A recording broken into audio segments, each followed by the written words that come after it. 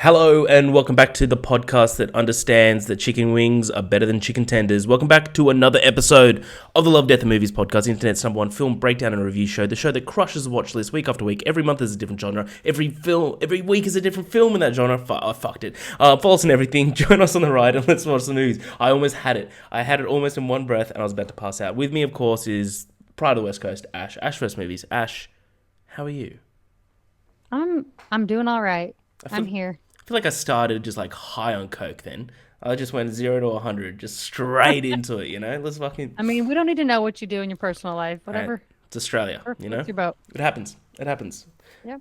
Ash, we are continuing on, and we're finishing off kind of the month of Alfred Hitchcock in this podcast land, which is good fun. I feel like we've both had a lot of fun just going through this great man's filmography, a small part of it, but like some greatest hits. But these are all movies that you haven't seen, so this is good fun. But we're finishing off with Vertigo today. But before we get into any of that shit, Ash, all right, just slow down. Slow down.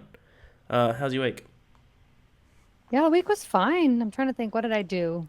Let's see. Last weekend, What I did you do? did see Alien Romulus, and I loved it. Hell yeah. Yeah, in IMAX. Had a lot of fun.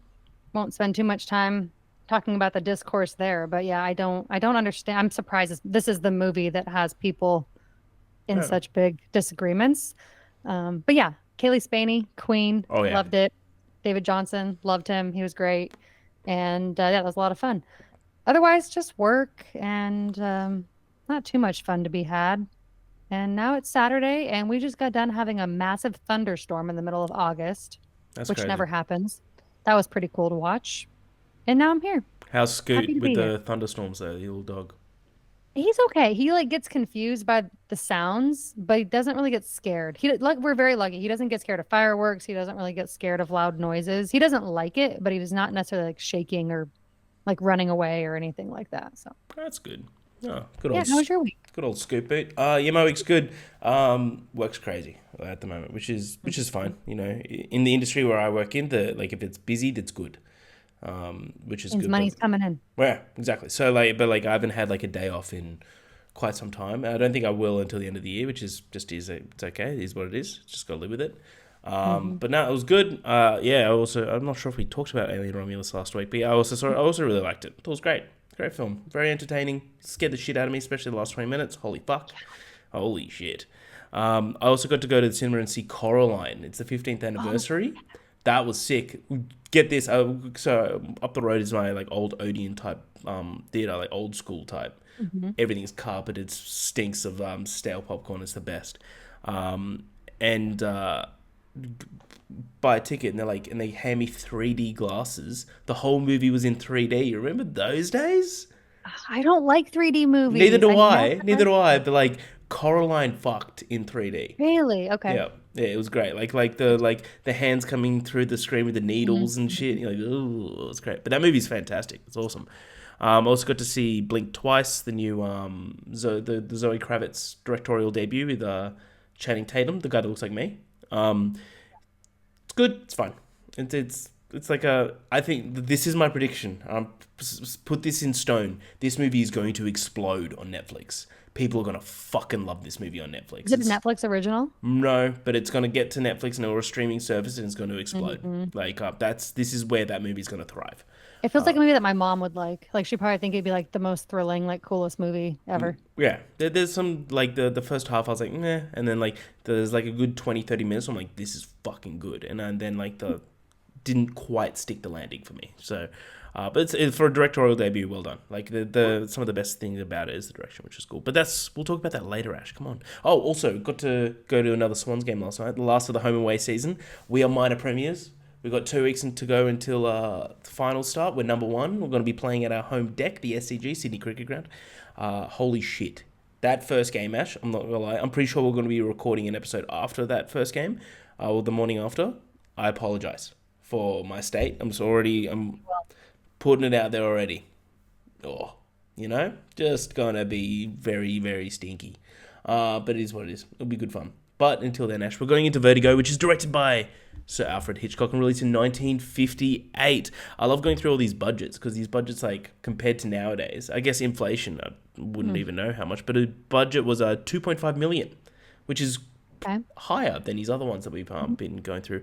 Box office was 7.3 million. In quick synopsis, Alfred Hitchcock engulfs you in a whirlpool of terror and tension. Ooh. A retired San Francisco detective suffering from acrophobia, which is fear of heights, investigates the strange activities of an old friend's wife, all the while becoming dangerously obsessed with her. So, Ash, what did you think of Vertigo?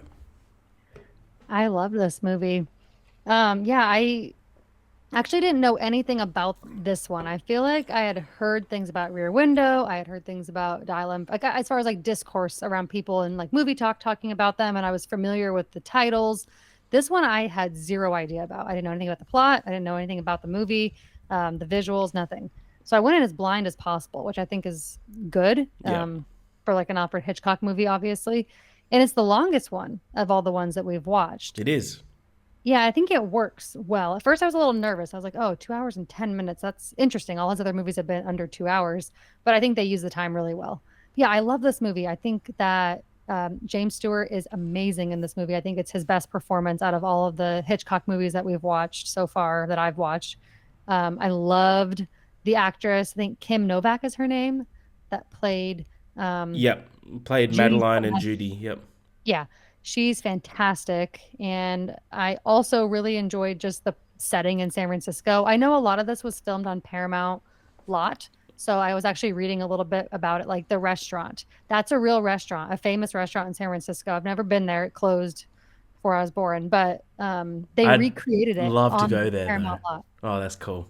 Yeah, so it's like you feel like you're in San Francisco, even though not everything they do is actually San Francisco. But I mean, I'm only a couple hours from the city, and it's one of my favorite cities to visit. And I just got totally engulfed, like he says in the letterbox description. Like I just got completely into this world. And I think the tension in this one for me was the best of all the movies I've watched from him. And I think it's because he's following her around. And there's just so much tension that builds up from that because you don't really know if she's going to catch on, why this is happening to her, what's real, what's not. So I think it really hooked me early. And that's why I enjoyed this one so much. And then, I mean, we're going to talk about the colors and the visuals, I'm sure. So I'll kind of save that. But holy shit, this movie looks great. It's just beautiful. I think every shot is so beautiful. I think modern movies need to take lessons from this and not be so like gray toned and so dull. And yeah, I just had an absolute blast watching this movie. There's also things that make you feel uncomfortable in it, which I think is the point. Obviously, his character is a bit problematic, but I think it works really well, and he plays the character very well. So yeah, I think it's definitely the best Hitchcock for me. I'll just say that. Hell yeah. Just to read out a message that he sent to the chat, Ash. My time zone, 11:09 a.m. Starting Vertigo for the first time. An hour and 10 minutes after. This movie looks fucking gorgeous. Holy shit. Yeah. That's awesome. I echo everything you say. This movie's fantastic. Like I wouldn't say it's his most suspenseful for me. I still think that's Rear Window, especially the last like 15, 20 minutes of when oh my god, what's his name? Thorwald starts to catch on. But this movie is just like start to finish is just very captivating. Like I agree. I think that James Stewart's fantastic in that. His voice is so beautiful to listen to. He could work in radio, and I would listen to so many audio books just because he's reading it. I just find him so like back in those days, he was just captivating as hell. But there, yeah, from start to finish, I love this idea of this like detective story, and then it goes more into like potential supernatural elements. But it's just but like the way that this is made, especially like the Vertigo-esque scenes, is just so cool and like very, very impressive. So like I fucking love this movie. It's one of my highest Alfred Hitchcock films for sure. Doesn't quite beat Vertigo for me, doesn't quite beat Rear Window for me. Thank you. But it's still so goddamn high. It's insane how this was made. That's what it just goes to show that Hitchcock is truly one of the best. Yeah, I have a lot to say about the camera work, but I will save that for as we get to certain scenes. Yeah, rad. Well, I've got pretty in-depth notes for these bad boys, but we can both agree that this movie wouldn't be happening if the man just went to therapy. Just Fair. go to therapy. Like, there's a lot of things in this movie that you're like, Ooh, someone heard him. Someone heard him. Was it mother? No. Probably was. Yeah, probably. But let's get into it, Ash. All right. I haven't really broken this up, so I'll just stop periodically, or if you want me to stop, just give me. I should get you like a stop sign or something like beep, or like a, I don't know, a buzzer. Yeah. Oh, that's not bad. That's a pretty good stop sign. I'd stop to say that. Anyway, a woman's face gives way to a kaleidoscope. That I wrote this and I was like, I'm gonna get fucked up on that word. A woman's face gives way to a kaleidoscope of credits, signaling the start of Alfred Hitchcock's Vertigo. A criminal climbs up the rungs of a ladder to the rooftop of a dark San Francisco night. Scotty, played by James Stewart, a detective and a police officer, are hot on his trail. They chase him across two buildings. The thief jumps between two buildings as well, making it across. The police officer follows, but Scotty can't get his footing and he slips. He hangs off the gutter as his fear of heights kicks in, and we get that first beautiful vertigo shot.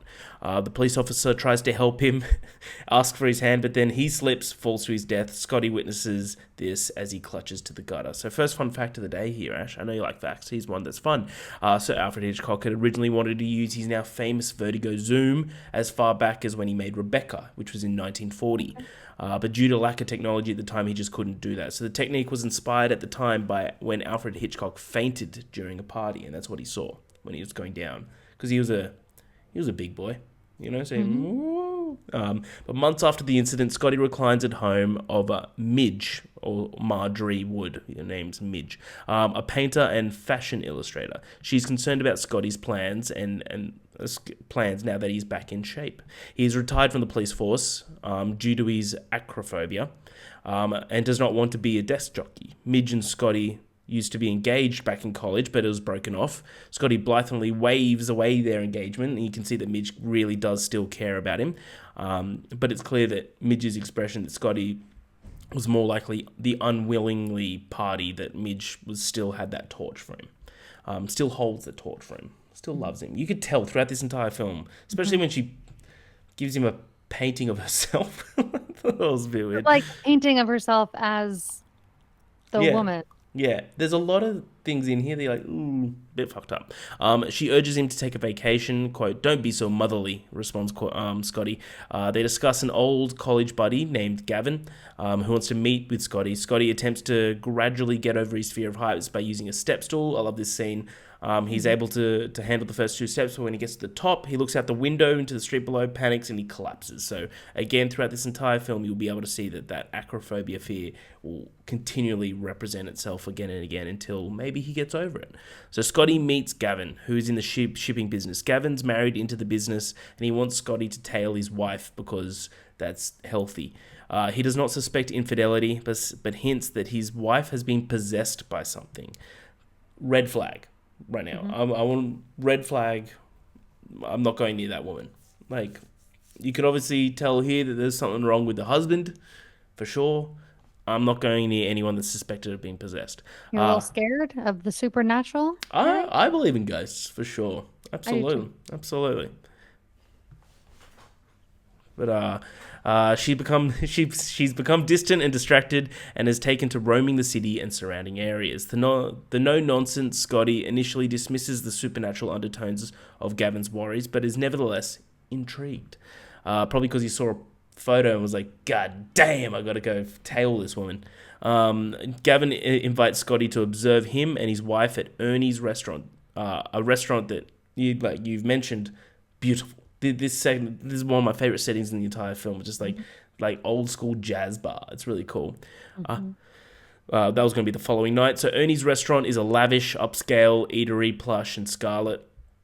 Scotty's first spots Madeline, who is the wife, who is stunning, platinum blonde hair, a black dress, green shawl, and holding her marker that is the next official entry into the Smoke Show awards of the Love, Death and Movies. So well done. You know they're all blonde, right? Hey, so far.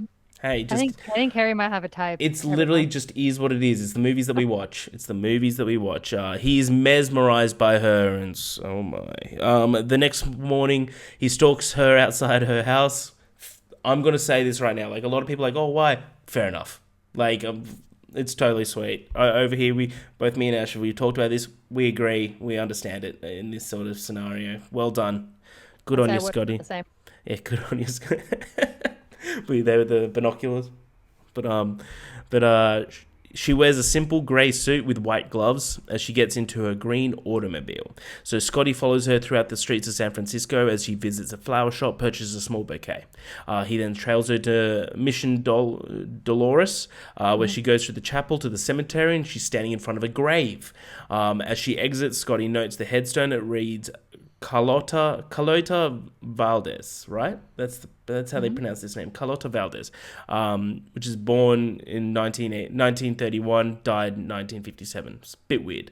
He then tracks her down to the Palace of the Legions of Honor, which is an art museum. Madeline sits staring at a portrait for hours. Scotty notices that the bouquet she'd purchased is the one that's in the painting. There's just already a lot of clues you just got to keep track of here. But also her hair is done exactly like the woman that's in the painting. So Scotty discovers from the curator at the museum that the painting is called Portrait of Carlotta. Or Carlotta. Let's say that's how you pronounce it. And he's given a catalogue of the paintings. Finally, he follows her to the McKittrick Hotel, or just a random hotel, and Scotty observes Madeline from a second-story window. This bit is a bit weird. Scotty enters the hotel and asks the manager who the occupant of the room is. She hesitates to tell him until Scotty reveals his badge. The manager reveals that the woman's name is Carlota Valdez, but that Miss Valdez has not been in her room all day. Scotty finds this impossible, goes up to the room, and it is indeed empty. He looks down the street and the car is gone. So there might be a little bit of supernatural entanglement here. But Ash, what do you think of the beginning of this film? What do you think of Scotty? Is he a bit of a pest to you? You know, yeah, yes and no. I think that this character works really well because when you focus on a character that has a lot of trauma and also the movie surrounds a gigantic fear like this mixed with a diagnosis like vertigo, you're just bound to have such an interesting premise because you have this guy who is obviously so easy to get hooked into this investigative path he goes down. And Gavin knows that, Yeah, he does. obviously. Everyone in his world knows how obsessed he is and like interested in investigating things he is. But he also has these fears and this trauma that is going to mix with that and obviously create some sort of chaotic, messy story. So I think I was really hooked immediately. Obviously, we don't know about any of the twists at this point, but I think just the premise of him being hired to investigate her, you know that it's not going to go smoothly. Correct. Even though you don't know where it's going, you know it's not going to go smoothly in some fashion. So I think it's a really interesting premise, which is why I was hooked so quickly. I think that he is a very deep character. Yes, I don't agree with everything he does throughout the movie. I don't agree with a lot of the issues that he is facing, but he clearly is doing it for a reason. Like this guy has a lot of things that he needs to work through. As Yeah. you mentioned, needs to go to therapy. So I do find him to be one of the more interesting characters we've come across in these movies so far, which I think is what makes for such a great film. And obviously, James Stewart playing him gives that performance, makes it even more interesting. So, yeah, I really like him as the protagonist or the lead, I guess. Midge is funny. I'll be honest, I kind of don't get why she didn't really come back. I feel like her character was kind of the point, I guess. I don't know. I feel like she was going to come back around and she never really did. So that was kind of interesting to me. Also, are we supposed to believe they went to college at the same time? Because she looks so Yeah. clearly younger than him. She looks like 30 years younger than him. Yeah, I And didn't if really and if they're the buy same that. age, well done, Midge. Holy smokes. Yeah. I'll take what you're smoking, Midge. Yeah, Absolutely. this is another example of like that time frame, these 50s movies. You always have this guy that's like 20 years older than the woman. Yeah. Even I think Gavin says at one point she's turning 26 or something. Yeah. And like, but it's like you listen to Midge and she's like, "Oh my God, Scotty! Like, hopefully you find him." And then it's just like, "Ah, well, I'll try to find him." Say, like he's very old, like you can Yes. tell. You can see the age difference. Yeah, that is a little bit funny to me. And all these movies we watch that the women are always so much younger than the lead guy is. But anyways, yes, great opening. I do love that opening credit scene. I think it's very interesting. I think it really draws you in, captivating, like you said. I think it's just it's one of the best of these films that we've watched. So yeah, I really enjoyed this. I love San Francisco, like I said. So getting to watch people drive around. I know not all the locations are real, but missions are really big in California where I live. Like up and down the state, there is just California missions, and they're very historical. They're very beautiful. Where I went to college, there's one of the oldest missions of California. So I loved all the settings and all the scenery. It's something that's like one of my favorites to see in film, but you don't really see it super often. San Francisco is really not, even the Bay in general is not a super popular city in movies, I feel like. So I really liked that. That's just like a me thing maybe, but I think it really added to the story. And we can get to it later, but like when they go to the redwood forest, like there's just so many cool settings in this movie, which really added to it for me personally. So yeah, I really like the character of Scotty. I like getting introduced to Madeline. I think Kim Novak plays her really well. She's very mysterious. She's very beautiful. Obviously, she's put together in a way that you want to know more about her, which I think is the point. So yeah, I think they do a really good job setting up the whole story here. Yeah, so good. Again, congratulations, Kim, on your inductee into the Smoke Show catalog. Congrats on your beauty. Yeah, wow. And we're crossing live to Kim for a thank you speech. I'll put the audio in there of Cool. Kim's acceptance. You must have gathered that a long time ago, I'm assuming, right? Go back in time and gather that. I might have missed her. Oh, well. Scotty returns to Midge's house where he asks her for a local historian expert because everyone knows where the local historian expert is. Where's yours, Ash? A local historian expert. Where would you find him or her? It's 2024. No, not the library. We don't have anything like that in my town. No. I don't think anybody has anything like that in any town, to be honest. And he's just like, who's the local historian expert? And she immediately tells him San Francisco historian Pop Liddell, a guy named Pop, who owns the agency. There's just so many names here that I'm just going to get tongue-tied throughout this entire thing. So I apologize. She tells him of San Francisco historian Pop, his name's Pop, who owns this bookshop. She and Scotty pay Pop a visit, and Scotty asks the man about the hotel that he was at. Pop tells Scotty that the hotel was originally a house built by a rich man for his mistress, Carlota Valdez, and they had a child. However, the rich man eventually discarded Carlota, keeping their child to raise with his childless wife. Carlota went from depressed to insane and finally took her own life. On the drive home, Midge and Scotty talk about the portrait. He showed her the catalogue picture and the resemblance is uncanny.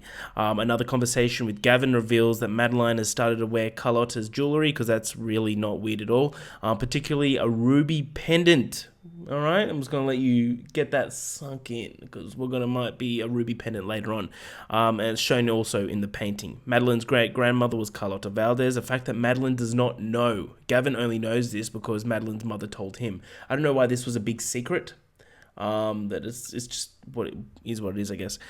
Scotty follows Madeline the next day to the Palace of the Legions again, where she gazes at the portrait. Then he follows her to the Fort Point, near the Golden Gate Bridge. Madeline strolls ashore, throws some petals into the bay, without warning, jumps in. Scotty dives in after her. She's alive but unconscious somehow. She got knocked out by that 4-foot drop. And he takes her back to his apartment because that's really safe. Did you notice the part when she wakes up? She's like, oh no, I'm so glad you didn't take me home. You're in some random bloke's house. How is that? This is where I started to kind of wonder if there was more to the story because she seemed rather unbothered, but I also tried to remind myself this is the 50s. Like things are just so different. That's true. People were so trusting of strangers for so long before the internet that it's just a different time. It's very true. Madeline wakes up at Scotty's hotel, perplexed and alarmed to find herself naked in a strange man's bed. I would also be pretty alarmed if I was naked in a strange man's bed. I didn't like the fact that he took all her. Like I get he was trying to make sure she wasn't wet and sick. But it's still weird. It's still very weird. Scotty hands her a red bathrobe and explains that he rescued her from drowning. My man. Madeline maintains that she must have fainted and fallen. He questions her, quote, has this ever happened to you before? Gavin calls and concerned about the whereabouts of his wife.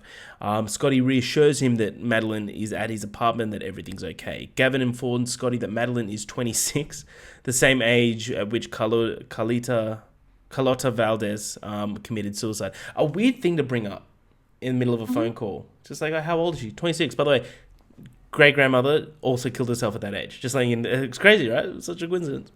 Scotty hears the door close and realizes that Madeline has left.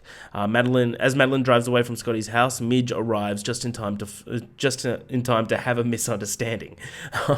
She believes that Scotty and Madeline are in a relationship. At first, she smiles, but you can see there's a bit of sadness behind her eyes. The next morning, Scotty trails Madeline through the streets of San Francisco, only to find that Madeline has been looking for Scotty's house. Scotty catches her leaving a thank you letter for saving her. She did not know the address, but followed the Coit Tower. I don't know what that meant.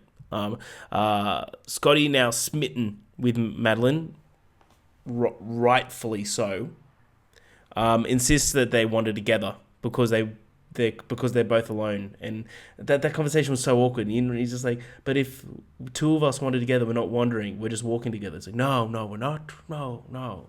Like, all right. They arrive at Big Basin Redwood State Park, where they admire the ancient redwoods. As they view a cross-section of a tree with the approximate dates of historical events, Madeline goes into a trance, seemingly becoming Carlotta, recounting the dates of her birth and death. Madeline wanders deeper into the woods, and Scotty follows her. He confronts her about her jump into the bay and tries to bring Madeline back. By the shore, Madeline begins to reveal fragments of her vague memories. An empty grave with no name waiting for her, an empty room in which she sits alone, and finally a tower bell and a garden in Spain. Madeline admits that she is not crazy. She does not want to die. They drive back to the beach and kiss as the waves crash on the rocks, because nothing says romance like looking at trees. Scotty promises he'll never leave her. Sure. I'll stop there, Ash. What do you think about this section? This whole infatuation all of a sudden with Madeline. He was... Okay, before I hand it over to you, this is my problem. This man has no loyalty. His boy is just like, yo, there's something fucked up happening with my wife. I know you're like one of the best detectives. Can you check it out? He's like, no sweat, blood. Goes and meets her once, goes, I fucking love this woman. This is great. I don't get it. That's my main point against Scotty. I don't like Scotty in this movie. Well, I don't think you're supposed to like him. I just think that he's relatable in the sense that he's acting out of all the like trauma and issues in his brain, and it makes sense to me that he would act this way. That's where I'm at. It's not so much that it's good behavior, but that you should like him. I just think that it makes sense for what he's been through. Okay. Does that make sense what I'm saying? That's very fair. I find him interesting in that sense, I guess. But I tend to like movies with problematic people because I just find them more interesting than, people that are like us, like normal good people. I don't want to watch normal good people. Yeah, that's true. We suck. We suck. Boring as hell. No, I'm just kidding. But no, I do think he's just interesting. I really don't think he's a good guy. And at this point in the movie, I will admit, I was kind of fed up with Scotty. Yes. Sorry, it's really hard for me not to want to start singing Scotty Doesn't Know right now. Oh, nice. But I think this is my problem. This is my main beef with this movie. Here we go. It's so unrealistic in all of these old like 40s and 50s and 60s movies. These people fall in love in like 2 seconds. Yeah. It's so ridiculous. And we're supposed to believe that there's like some passionate love that he has. You met her yesterday. Yeah. I get that she's beautiful. Okay. But like, you don't even know her. But this is what, like, you got yourself into this situation, Scotty, because you are infatuated and in love with a woman you don't even know. But Ash, like, I agree with you. Don't get me wrong. Before I say this, I agree with you. But there is a reason that she is on the Love, Death Movies smoke show list. Like, there is a reason, right? If she was if she was a sparkling bit of amber, that's something, right? That's something. But this woman had the ability to make a man forego the bro code, let alone his profession, and fall in love with her within seconds. There's honestly, something good for there. her. What a superpower that is. No hate on her. Okay, Madeline, go off, queen. It's just with Scotty, I can't. Yeah, Scotty sucks. So I was having a hard time taking that seriously, that he was already in love with her. So that was definitely... I have that issue with all old movies, though, because it's always how it goes. The romance is never believable. So that's just... I try to put that aside and not focus on that. But that's just my sidebar point with that. But otherwise, I really like these scenes. The tree, like the forest scenes, I think are really beautiful looking. I don't necessarily think that they're their dialogue is quite as good there as it is at other points in the movie, but I do think it's a really beautiful setting. I think the waterfront and like the waves crashing, all that is really nice to look at. And I think that this is where I started to really wonder if she's actually like possessed or has some sort of like supernatural thing going on, or like is she having like psychosis or she have like multiple personality disorder? Like my mind was going in so many different directions. I had no idea. I will Yeah. be honest, this twist, I did not guess it in the slightest. Not Oh at yeah. all. It's good twist, isn't it? It's good. It's It's really good. it's So good. I'll give him that. This one definitely got me. I did not predict any of it. But I was starting to lean more towards like she has like an actual like mental illness is what Yeah. I thought was kind of going to happen. Which would have made sense. I was yeah. Completely. I watched this for the first time when I was like in university. I thought the same thing. I remember being like, oh, she's just crazy like the entire time, and that's kind of like what it is, and it's going to end up being just in a psych ward. But yeah, no, the redwood scene, it's beautiful to look at. I agree, the dialogue's very unfocused. Hmm. But I feel like that might be the point there, just because like Right. you could tell that she's like now looking at it, watching it a second time, you could tell that Madeline or Judy is like she's not great at this, so it's very much like Yeah. she's trying really hardly, but she's also falling in love with the guy, It's because interesting that you say that. Actually, sorry, I didn't mean to no, stop no, you there. of But just course, to your point, I think if I watched it a second time, I would have a different lens, and I think that's where Kim Novak had to do a lot of heavy lifting because she's almost having to act like someone who's trying to act like someone who's actually kind of doing a bad job trying to act like that person. But it's yeah, like she's doing it so well, but it's just an interesting type of role. yeah. Now, so she fell in love with Scotty pretty damn quickly. Do we want to maybe potentially put James Stewart on the smoke show list? I'm not We saying might yes or need to no. start for the males and put him on it. I tell you what, he's got something going for him. You know, he's got something. He's got that star power. We got to put Paul Mescal on that list though too. Oh yeah, yeah, oh yeah, yeah. Paul Mescal, absolutely. Especially the shot, the photos that were released of on set of Gladiator 2. Phew, gee whiz, tree Yeah. trunks for arms. Even before that movie, I was already on board with him being on the Amen. list. No, That I'm just with you there. I'm with adds you. to it. But anyways, Uh, yeah, I do think this chunk of the movie it's good. I think the dialogue in this movie in general for a Hitchcock film, it's very smart, and I think it's definitely one of his better scripts for me. But I just think that when you haven't seen it before, you start to sort of get confused at this point. Like all the things she's saying are kind of not really making a lot of sense for her behavior. But yeah, once you find out, like if you can really stick it out for like the first hour of this movie, the payoff is like it's so worth it it. works. It just works. Yeah. Hmm. Anyway, let's continue. Scotty arrives at Midge's place again. Poor Midge. Poor Midge. I kind of want to give her like a participatory, like a visitor's pass on the smoke show list. You know, She's so sweet. just to give her something. You know, because she deserves it. But Scotty arrives at Midge's place upon receiving a note from Midge inquiring about his whereabouts. Midge mischievously reveals a new picture that she's been painting, a portrait of herself as Carlotta Valdez. It's very creepy. Scotty is not amused by the gag. Distressed, he leaves immediately. Midge ruins the painting, upset by the depth of his feeling for Madeline and his own misguided attempt to make light of it, which has distanced them further. Madeline returns to Scotty's house, where she tells him an awful dream with with a tower, a bell, and a village. As she describes the location in detail, Scotty finishes her descriptions. "You've been there," he exclaims. Scotty is talking about the San Juan Bautista, a mission that has been converted into a museum. They drive to the mission. Why? When they arrive at the mission, they enter the stable where Scotty tries to dismiss the dream logically. He points out certain objects there that are real. All of a sudden they kiss. I get it. Like, Scotty, I get it, man. I get it. Madeline explains she must do something. She asks him that if he believes she loves him. She asks him if she believes Sorry, I'm getting tongue-tied. She asks him if he believes she loves him. He replies, yes, and if you lose me, then you'll know I loved you. and I wanted to go on loving you, she says. She starts to go to the church when Scotty realizes she's going to the bell tower. Scotty chases her into the chapel and sees her run up the stairs. Oh no. He follows her up, but looks down. His vertigo starts setting in and he's getting absolutely paralyzed, being there after a few beers. He cannot follow her up the top of the bell tower at all. He watches helplessly in fear and horror as Madeline's body plunges to the tiles below. Scotty staggers out of the mission, sun blinding his eyes, dumbfounded. I love this scene. This scene, like the shot of her going past the window is like the windowsill.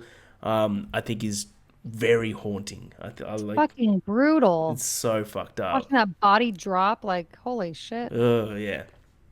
At the judicial hearing concerning Madeline's death, the judge is way too cruel to Scotty. He insults him for letting his weakness get in the way of saving Madeline. The court rules the incident a suicide. Gavin comforts Scotty while telling him that with the loss of his wife, he can no longer stay in San Francisco. He has to go to Europe. Scotty has trouble sleeping. Blue and purple flashes signal his nightmare as an animated bouquet unravels. He dreams of seeing Carlota Valdez at the hearing, with special emphasis on the ruby necklace. Scotty walks into the cemetery where there is an open grave. Scotty falls into the grave where he becomes a word that I wrote last night that I can't read, and then his body lands next to Madeline's on the tiles of the mission. He wakes up in cold sweat. This is the parts of I was like, oh, there might actually be something supernatural here, because it's like it seems like it's starting to affect him. Which is like by the end of the film, I don't really understand these scenes now of like. I'm trying to think, how did I absorb? I feel like I absorbed this sort of as what the mind is doing when you become so obsessive about trying to figure something out. Yeah, right. I feel like I watch a lot of detective like shows and movies, and I feel like this is Hitchcock's way of showcasing like the brain of somebody who's just really obsessed and like focused on what happened and why it happened and how could it have happened. Like he can't get past it. And so I feel like in a modern day movie, we would see this visualized very differently, but I feel like for him, that was like his way of showcasing Scotty's like madness and obsession with all of this. That's how I took it. Yeah, that's fair enough. Yeah, nice. This is why it's good to have you on this podcast, Ash, because you level me out. It's good to have. I'm glad it's good to have me here. Thank God. Yeah. What are we, 46 episodes or something in? Oh, I just figured it out. Midge arrives to care for Scotty in a psychiatric ward. As she tries to comfort him, quote, "Mother's here." That was weird. That was a weird line. I was like, ooh, not that one, Midge. Scotty will not speak. He's in a daze. The doctors believe that Scotty will be incapacitated for a year due to stress and anxiety from his depression and guilt. Several months later, upon his eventual release from the hospital, Scotty remains in a grip of obsession. He visits the old Esther home and spots the green car again. In the distance, a woman in grey suit is getting into it. Unfortunately for him, it is not Madeline. She is still dead. Sorry, I said that really aggressively. It is an older neighbour who bought the car from Gavin. At Ernie's, he spots a woman, again in a green evening dress, but again, it is not Madeline. He even sees Madeline at the Palace of the Legions, but once again, it is not her. While looking for a bouquet at a flower shop, he sees a striking brunette in a dress who resembles Madeline. He follows her to the Hotel Empire and sees her through the fifth floor window. But this guy is such a creep. When Scotty knocks on the door, the woman is concerned that he is a creep. Rightfully so. He assures her that he just wants to talk to her and that she's an absolute smoke show. Oh, I put that in there. Sorry. He interrogates her rather aggressively, and she shows him proof that she is Judy Barton. That's right. From Kansas. Judy realizes that Scotty's heart is broken from his former flame, takes pity on him. She agrees to go to dinner with him at Ernie. It's like, well, let's go to dinner with me. You're like, but like, why? He goes, because I want to. Your James Stewart voice is killing me. It's good, isn't it? It's a good one. It's good. Yeah, it's good. We'll stop there. What do you think of these scenes? And him kind of like going to a psychiatric ward, and then, or like the death of Madeline, the psychiatric ward, and then like him meeting up with Judy and stalking her back to his apartment and getting a date that way. Also, listeners, I'm sure we got a couple of young listeners. That's not how you should do this. No. Don't do it that way. They But got that. men got away with so much for so long. Yeah. I mean, let's be real. We got away with doing creepy stuff like this in movies up until like the 2000s. I mean, this is only still a new thing that we're starting to see, women treated well. Um, but it makes sense in this context. Like his behavior makes sense in the context of this movie. I'm not excusing it by any means, but how many movies have we watched where we're supposed to not, I mean, look at all of our film bro friends, like the Joker, for example, like as people's favorite movie. I mean, he's not a good person in that Not at movie. all. So Not at I all. feel like it's very normal to find a character that you kind of want to hate, but you also are very intrigued by what's happening. So, anyways, that aside, I forgot to mention in the last section Give it to me.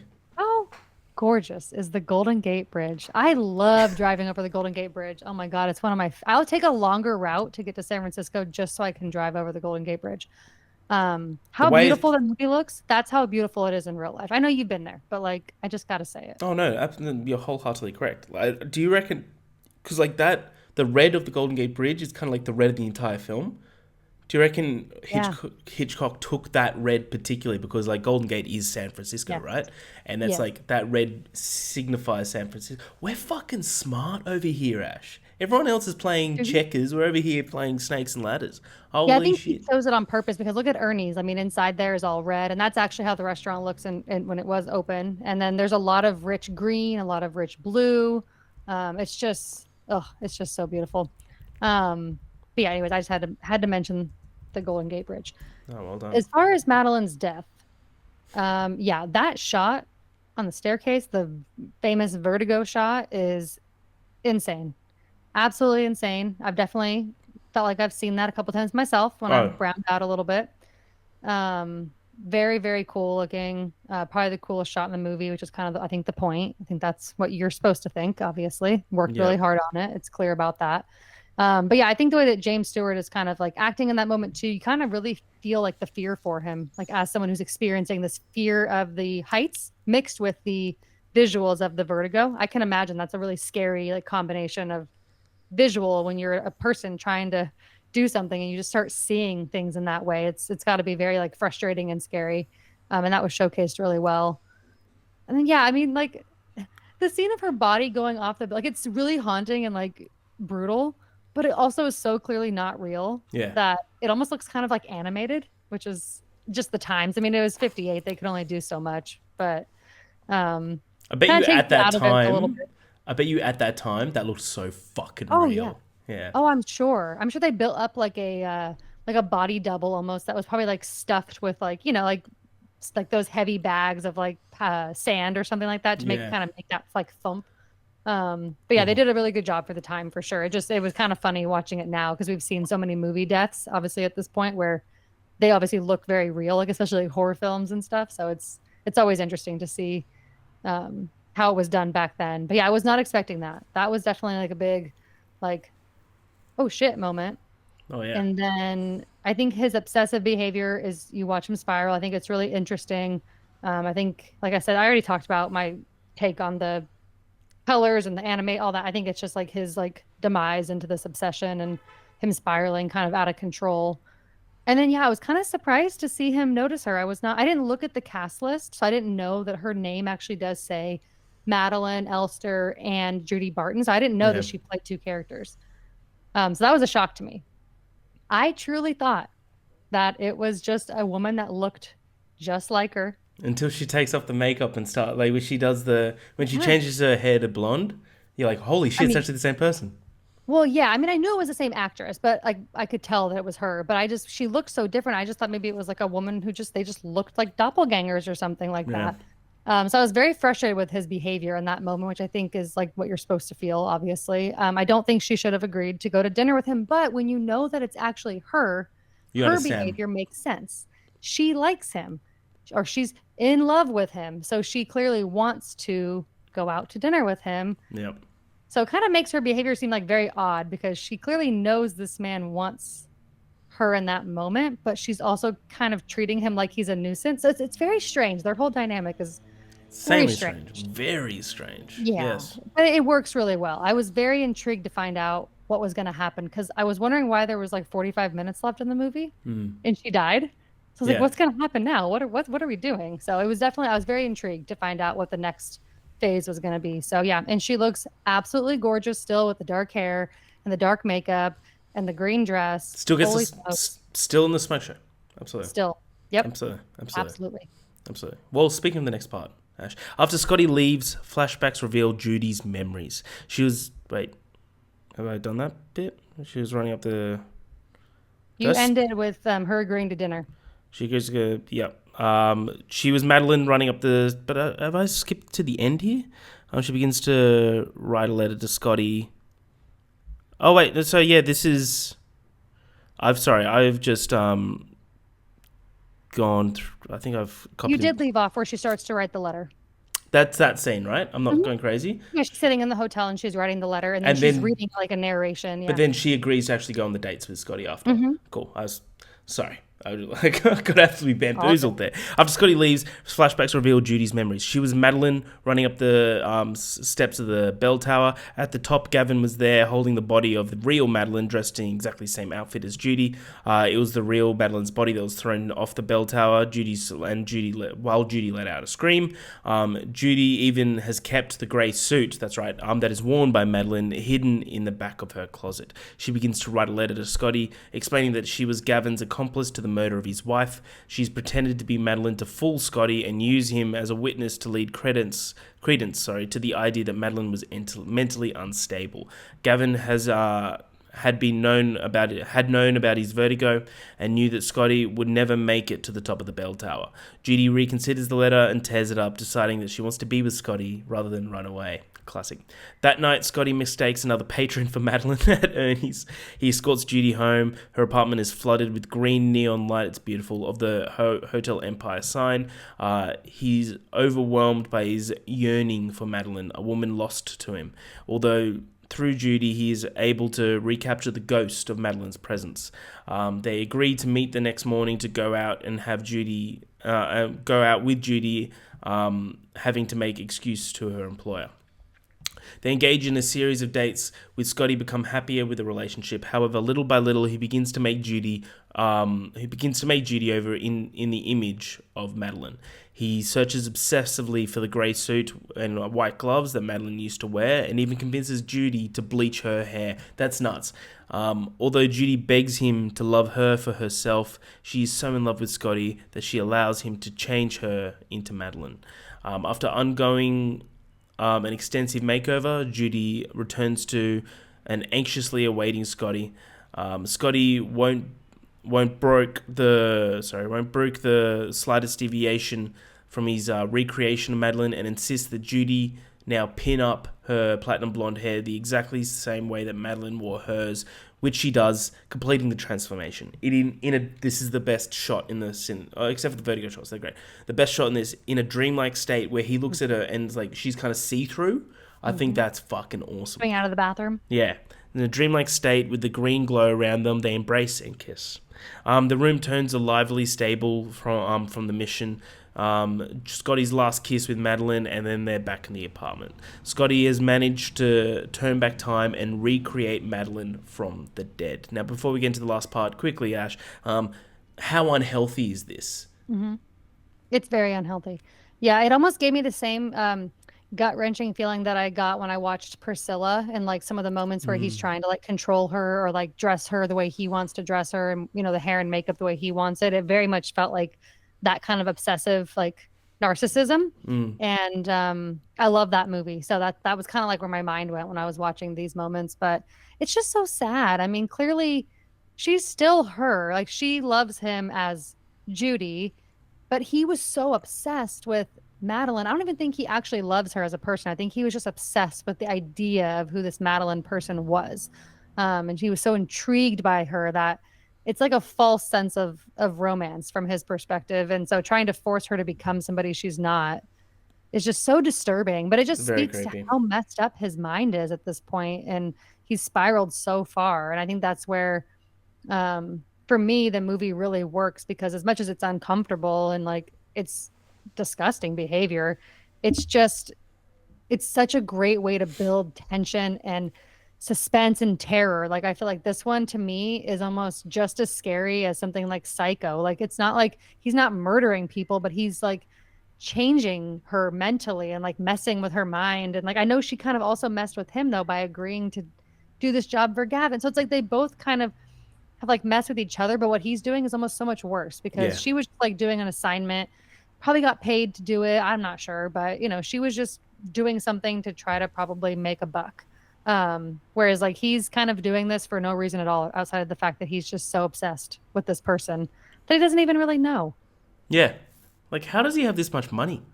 It's just a detective that's retired now. That's how Who knows? yeah, crazy. Unreal. Let's get into the last part. A couple nights later, the two decide to go to Ernie's. Judy dresses up and puts on the same ruby pendant depicted in the portrait of Carlotta. Scotty realizes that something is not right. Something's amiss. He suddenly becomes distant. He suggests that they go to. It suggests they do not go to Ernie's and go south down the coast and continues driving past the redwood forest. He tells her he has one final thing to do. Judy is torn between her love for Scotty and the fear and guilt she feels over having colluded with Gavin. They arrive at the mission where Scotty forces Judy to reenact Madeline's last moments, their final kiss, Madeline's parting words. He relentlessly pushes Judy up the stairs in the mission tower, discovering in the process that his vertigo is not as limiting as it once was. He reveals to Judy that her putting on the necklace that belonged to Carlotta is what gave her away. As he reaches to the top of the bell tower, he puts the whole puzzle together. He finally realizes that Judy was the counterfeit all along. He never knew the real Madeline, which is this part when he realized that. I remember watching this for the first time and being like, "Oh wait, she was her the entire fucking time." I was like, "That's crazy." He was being set up by Gavin's witness. He was being set up as Gavin's witness to the murder of his wife. He pulls Judy to the top of the tower where she protests. Judy pleads that she has fallen in love with Scotty. They kiss. The sudden appearance of a woman in the shadows, however, startles Judy, who steps backwards and plummets to her death over the ledge. A nun steps into the light in the final shot, and as the nun tolls the death bell, devastated Scotty stares frozen in despair, having now lost the same woman twice, and this time forever. Nice. So that is the end of Vertigo. Ash, what do you think of the final scene? What do you think of Vertigo as a whole? Give me a score. You shouldn't have been so sentimental, Harry. I Damn. love when he tells her that line. Like, Yeah. I think he says something like, yeah, you shouldn't have been so sentimental, like basically keeping a souvenir of the killing. Yeah. But yeah, this movie it's insane. It went in so many different directions. I think that's for me, like with suspense movies, they're so easy to figure out sometimes, or with some of that like Dial M for Murder or Rear Window. I know I mentioned this a couple of times when we watched those ones, but it was like I kept trying to figure out what was going to happen. But those movies were all about like just kind of being along for the ride and like how it was going to go down. Whereas this one actually had a lot of those twists and turns. And like think that's where I feel like for me, I do better with mystery thrillers when there actually is some big twist. Yeah. And that's why I think this one worked so well for me, because there actually was some big shift in the plot halfway through where I was like, oh shit, like that's what we're doing. So I think for me, that's why this one works so much better than the other ones. I still enjoy those, obviously, but I'm just kind of in comparison, since I just watched all of them for the first time, that's kind of why this one stood out to me. But yeah, I think the performances are really good. I think it's just so beautiful to look at. That ending scene is just so heartbreaking. She does not deserve that. He should have been the one to fall out the window. I thought he was going to go out behind her. I thought he was going to be just crazy enough to like So right. jump out. Yeah. But I love that he's like, oh, you're so disappointing. You're a bad person because you tricked me. When he was like stalking her and following her around and making her change herself, it's like, no, you're the piece of shit, not her. And also, Gavin's the piece of shit. You don't seem to be mad at him for wanting to kill his wife. You're just mad at her because she lied to you. It's gaslighting the movie. Yes. Yes. Pisses me off. I still love the movie, but man, the behavior of the men in this movie is very frustrating. Amen. But yeah, I just think this one's just so fantastic. It's my favorite Hitchcock. I gave it 4.5 stars, higher than Rope for me. And Wow. I definitely can see it going to 5 on rewatch. I think this is probably like the only Hitchcock I've seen that I'm like really excited to rewatch. I feel like Oh, the other yeah. ones I'll rewatch at some point, but this one's got me really excited to rewatch it and just pick apart things that I might not have noticed. And yeah, also when they walk past that one place towards the end, the Palace of Fine Arts, I've been there. It's so gorgeous. It's Really? just so gorgeous. Yeah. Does look nice. It's been there forever. I think it's been there since like the early 1900s. But yeah, I just love this movie. I think it's just so well done. And yeah, you can't really beat that vertigo shot and some of those like cool color shots. It just you could tell the Technicolor was like they were really trying to use it in Yeah. this movie in comparison to the other ones. So yeah, I think it's absolutely brilliant, and I'm very happy that I've now watched so many Hitchcock movies and excited to check out some more. Yeah, you've now watched all like the required The big ones. ones, Yeah, yeah. absolutely. Because you also have already watched Psycho, so that's already off the board for you. Right. Yeah, nice. Yeah, I echo everything you said. This movie's great. This movie's fucking fantastic. I also think like it's weirdly one of the most rewatchable films. Like because there's a lot to take away from a second Hmm. watch of just like how just watching it, knowing the twist, and just seeing like the all the like the little things, and you can kind of piece it together a little bit more. I think Right. it's really damn cool. I think on a technical standpoint, this is a marvel. I think it's brilliant. James Stewart's fucking amazing in everything he does. To be honest, I love him, and yeah, this is up there with one of my favorite Hitchcocks as well. I think this movie's great. I give it 4.5 as well. Doesn't reach the highs of Rear Window for me, just because it's not a close setting. You know me. I do know you. You do. But it's in terms of the way it's shot, it's one of the most gorgeous films to look at. Yeah. But yeah, so that is the end of the month of Alfred Hitchcock with the end of Vertigo. Next month or next week, we're starting up a new month.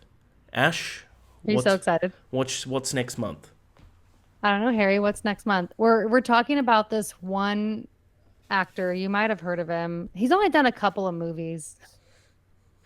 The one and only Tom Cruise. No, I'm just kidding. Nicolas Cage month. Hell yeah, hell yeah! I've been protesting for this or petitioning for this for months. Holy shit, we're doing it a full month of Nicolas Cage. So we're starting up next week with one of my favorites, which is Raising Arizona, coming from Joel Cohen.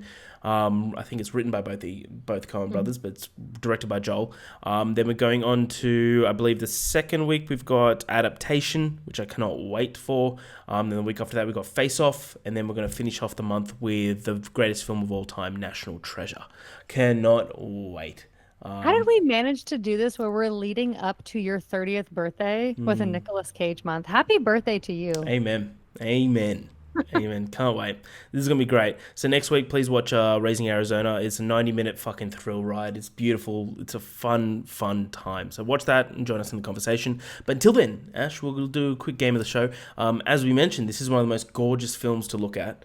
So you just want to do like a little draft of just gorgeous films. So like it can be a scene in a film. It can be a whole Mhm. movie, the way it's shot. It can be anything you like. There's no real rules in this fucking podcast. It doesn't really matter. I'm not going to veto anything. We got you. I did a random random name wheel generator. And you've got first pick, of course. But it could be any movie. It could be a specific scene, whatever you like. So Ash, for your first pick in terms of most gorgeous shots or most gorgeous films in cinema, what do you got? Oh, there's so many good ones. There is. And I feel like I want to have some variety on my list as far as like why I think they're gorgeous. Like I want some that are set outside, some that are set different. I don't know. I just want variety. Mm-hmm. But I feel like first I'm going to take Lord of the Rings. I don't know. I'm trying to think which one I want to take. There's just, I mean, every single shot in all the movies are gorgeous to me. But I think I have to take Return of the King. I feel like just some of the battle scenes are just so epic. Um, I don't have a specific one. I genuinely just think that the movies are just so gorgeous to look at no matter what. I mean, all the actors are just done so well and they're like aesthetic, and then just the visuals of the fight scenes and just the smoke and the fire. It's just all so perfect. I had Fellowship on my list. I feel like I was between those two, and I feel like they're both gorgeous for different reasons. I had specifically the beginning arriving at the Shire and Yeah, the whole going through. I think that bit's awesome. But that's a yeah, great one. great pick for round one. Nice. I'm gonna go with The Lion King. Specifically the intro. Yeah, The Circle of intro of Life. The Lion King, Circle of Life, I think Yeah. is one of the greatest scenes looking in cinema history. Mm-hmm. Nice. 100%. Nice. Okay. Well, going in a totally different direction, I feel like I want to go with I'm trying to like also mix it up and not just take like movies that I take in other drafts. It's so hard. Yeah. I feel like I have to take La La Land though. I Damn mean, just it. the Griffith Observatory Yeah. scene is so beautiful and them dancing. Like it's just unlike anything else I've ever seen in a movie before. Nah, well done. I would be upset if I didn't have that on my list. I had that on my list, so yep, nice one. I'm gonna go 2001: A Space Odyssey, Okay, yeah. specifically the last 20 minutes supernova scene. Mhm. Holy shit! That movie is not my favorite as far as like plot. It's quite boring, but it is visually just wow. Yeah, absolutely. Okay, I have a little sidebar story about that. Not story, but Do it. that movie. Okay. Mm-hmm. So there's this new documentary on HBO called like Crazed Chimps or something about chimps. It's like it's made from the guy who did the Tiger King show. Okay. And it's about the same premise, but with chimpanzees. There is a scene where they're showing a chimp the beginning of 2001: A Space Odyssey. And he is losing his mind, like just jumping up and down with excitement watching this monkey scene on the TV. It is the greatest thing I've ever seen. It is fantastic. That's fucking awesome. Yeah. That's good fun. Sorry. That's totally just No, reminded that added to this, so well done. so great. Do you now? Let's see. Oh God, there's so many. I don't know which direction to go. Okay. Um, I have to have a Nolan on here. Yes, you do. Have to. I think I'm gonna go with Interstellar. It's not my Nice. favorite Nolan, but I just rewatched it and holy shit, is it one of his most beautiful movies to watch. I don't know, Oppenheimer is great too, but I think I'm gonna go with Interstellar. No, that's good. I like that. Um, The bookcase scene is just ah, unlike anything else. don't let me go, Murph. Don't let me Murph. go, Murph. There's one scene. This is going to be a bit of a. You wouldn't expect me to pick this, I don't think. But it's specifically this one scene in this film, I find it haunting, and it's the sunken place scene in Get Out. That is such a good. I love that scene. Yeah. Man, that's a good one. I'm actually kind of upset I didn't put that down. I didn't have any horror films on my list. I kind of didn't have a lot of time to prep for this draft, so I missed a lot. But But that that's a shot great of one. him like in the like the dark abscess, just like Oh yeah, floating, and like you see like the light come, one bit of light coming down. I think that is like terrifying in a way that he's like. so good. But the way it's shot is Oh so sick. man, that's a good one. Dang. Okay. Nice work. Thank you. Man, there's so many good ones. I wanted to have variety though, so I'm not gonna go with another one that's like a similar type of like fantasy movie or something. Okay, let's see.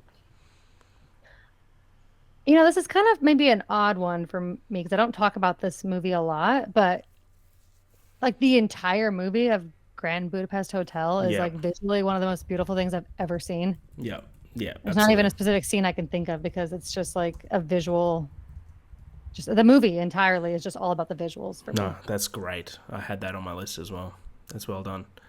Like now I'm like, do I go more iconic or like what I personally like? I'm gonna go towards what I personally like. So there's a lot of iconic shit on here. I'm gonna go the Arrival of the Pods scene specifically. Well, the entire film of Arrival, but the Arrival of the Pods. I think the like of them flying out through, in the mist, and you see it in the background. I think that scene is stunning. Yeah, So yeah, I'd go nice. Arrival of the Pods. Can we do more than five? Yeah, sure. Is that like You'll maybe do like seven? I have a couple. I have to have. I would like a couple that to be mentioned at least. Okay, Yeah. awesome. Glad we agree. Yes. I have to have an animated film, Yeah. so I'm gonna go with my favorite Pixar film. The Lion King is a great one. I definitely would have taken that as well, but Coco is unmatched for me. The whole thing, but specifically when they're doing, I can't remember which song it's called, but when they're, Remember me. yeah, like when they're going through all, oh my God, it's so good. And it's so colorful, but it's not done in a way where it's like too much. You know what I mean? Like that movie could have easily flopped if it like didn't really work, but it worked so well. Absolutely. Absolutely. Oh, I'm glad we're doing more now. That's five for both of us now, right? So, Yep, so I'm about to do my fifth. cool. And then we got two more after that. Okay. I'm going to do The Truman Show, specifically the last scene where he's walking up the staircase. Yes. Good afternoon, good evening, and good night. I was going to take that last pick. Dang. Your staircase exit. that movie is so good. No one It's ever talks about it so anymore. good. That movie is like a 6 out of 5. I want to rewatch that. I might do that tonight. Yeah, actually, we rewatched that I think like 2.5 months ago, I think, and holy shit, I was like, it definitely probably gonna go to a 5 for me the next time I watch it. I gave it a 4.5, but it's just so good. Jim Carrey's just He's sublime. unmatched.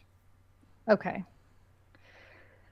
so I don't know if this is everybody's favorite, but I think this is his most visually stunning movie. I'm gonna take Annihilation.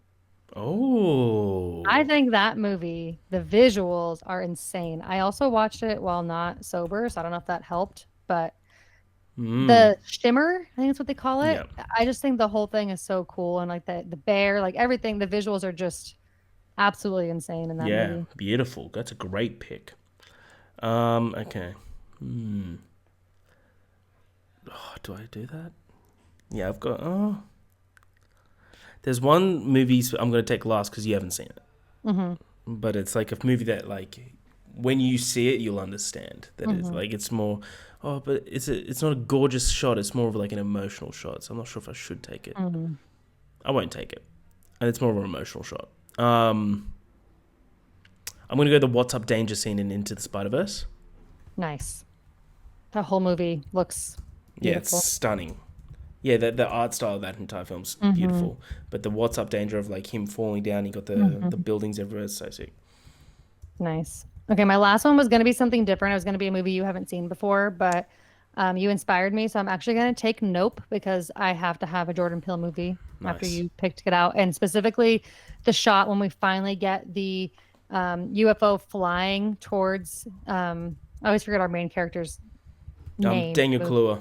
Yeah, his character when he's on the horse and he's riding, he's trying to distract it, and it is just flying right towards him, and you see it like kind of like open and like you really see it for the first time. I just think that's so stunning. It's like so terrifying, but stunning at the same time. I think just in general, as a way to attack like a UFO type of creature, it's done so uniquely. Hell And yeah. I love that movie. I think it's 5-star film. I just think it's so special. Hell So, yeah. nope, it is. Like one that I want to shout out just for its iconicness, which we can do honorable mentions after this. I'm not taking it, but the ET scene of the bike ride in Yes. front of the moon, Love unbelievable. ET. Hmm. But the one that's for me, which I find every time I watch it, I'm like in awe, is the skateboarding scene in Secret Life of Walter Mitty. I haven't seen that movie. Oh, you'd love that movie so much. You would love Secret Life of Walter Mitty. It's on the list. I know. I got to get to it. Um, yeah, so Secret Life of Walter Mitty. This, if anyone that's watched it, they know exactly what I'm talking about. The skateboarding scene, it's stunning. It's like in the Is middle that of your last pick? yeah, that's my last pick. Okay. Yeah, so I got a couple of honorable mentions. Got the end credits basically of Call Me by Your Name, which is a close up of Hmm. Timothy Chalamet as he's crying. The Fellowship of the Ring, arriving at the Shire, Hmm. E.T. But the one that I was like, you haven't seen is the last scene in Perfect Days. Oh, yeah. I've heard good things about that movie. I really Holy enjoyed it. shit! It's euphoric. It's great. It's unreal. Nice.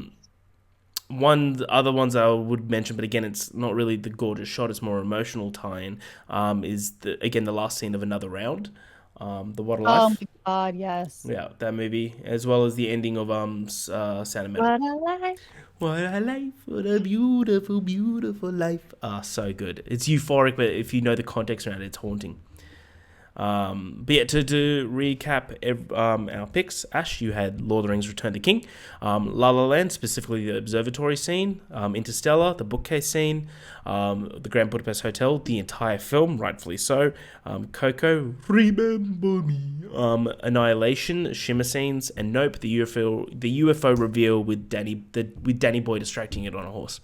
Harry, me, The Lion King, specifically the intro, Circle of Life, 2001: Space Odyssey, the supernova scene, Get Out, the sunken place, the arrival of the pod scene, the Truman Show, which is the staircase to the exit, Into the Spider-Verse, What's Up Danger, and The Secret Life of Walter Mitty, skateboarding in, I think it's Iceland, he's in Iceland or Nice. Greenland. I had a couple honorable mentions as well. Go ahead. Eternal Sunshine and Spotless Mind, I Oh think, yeah. has good ones. There's a lot of good ones in the Harry Potter movies too. I just didn't feel like running through all the scenes in my brain and like trying to pick a movie, but there's a lot of good ones. Yep. Dune Part 1 and 2, I think, have obviously so many good ones. Oppenheimer, the shot leading up to like the bomb, test and all that is amazing. And also one that you have not seen, which I was thinking about taking because it's visually stunning in the same way that Vertigo is, where it's mostly just like the setting and the color choices. But the Umbrellas of Cherbourg, which is a Jacques Demy movie. Marta and I talked about it on her podcast. But it is one of the most beautiful movies I've ever seen, and it's inspiration for La La Land. And if you've seen it, you know how that could be because there's so much color inspiration. But every single shot of the movie, the colors mean something. Oh yeah. You watch the main character go from certain bright colors and certain wallpaper to like it changing as her mood shifts. It's seriously like it's so beautiful to look at. It's very much like Vertigo in that sense, where it's just like bright colors used to tell a story, and it's just so good. Awesome. Beautiful. Just put it on my watch list. Well done. Awesome. Nice. Well, that is end of the episode of Love, Death, and Movies. It's the end of the month of Alfred Hitchcock. Thank you for joining me, Ash. Next week, again, we're starting up our month of Nicky Cage, Nicky C. Cannot wait. This will be good fun. We're doing it first up with Raising Arizona. So watch it and join us for the conversation. But until then, I'm Harry, that's Ash. Love, Death, Movies. We'll see you at the movies.